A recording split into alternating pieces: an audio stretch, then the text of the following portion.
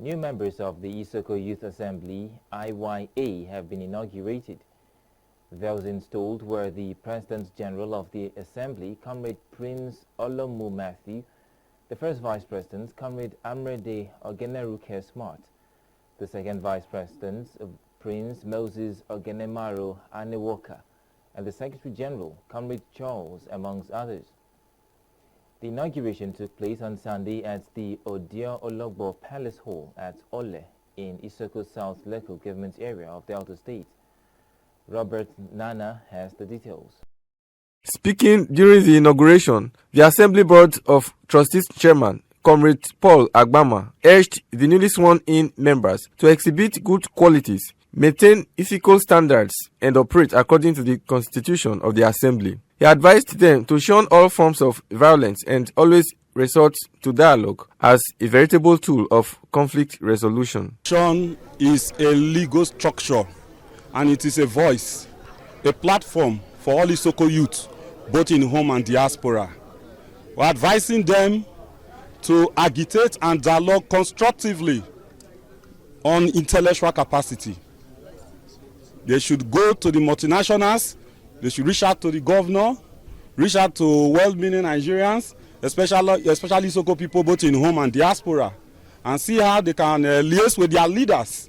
Addressing the new assembly members, the executive assistant to the state governor, Honorable Chief Orenefejiro Okpakpo, advised them to always do this. My advice for today to the Isoko Youth Assembly is to advise them to do the needful. They have been doing it for long. So it's not today. I advise those other youths there, they should remain calm and follow the due process. In his speech, the new President General of the Assembly, Comrade Prince Oleh Matthew, vowed that the Assembly, under his watch, will fight marginalization and injustice to ensure that every Isoko youth nationwide is fairly treated. As the first registered body in Isoko Nation, which is the Isoko Youth Assembly worldwide, this Isoko Youth Assembly is a platform whereby you can use it, to checkmate what is happening in our country.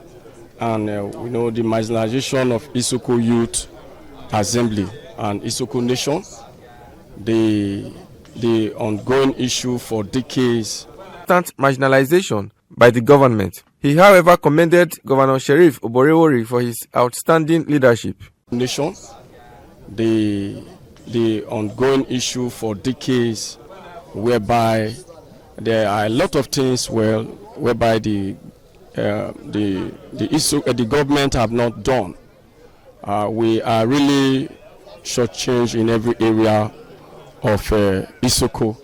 We are really shortchanged. The marginalization is really too much, but I believe as we have emerged, we are going to tell the country as a whole, because Isoko as a nation, out of the crude oil today that is better in this country, we all know that Isoko is producing 100% of the crude oil. But when you look at the whole Isoko, we don't even have good hospitals and a lot of development that is going on. We have not, benefit from it. But I believe that the governor is trying. The governor is trying, which is Elder Sheriff Oborewori is trying, and I believe that we are going to reach him. We are going to discuss the affairs of Isoko by the special grace of God. The women leader of the assembly, Ms. Insight Love Obrozie, promised to give the Isoko women adequate representation as well as ensuring that the well-being of the Isoko girl child is well taken care of. Robert Nana, Quest News.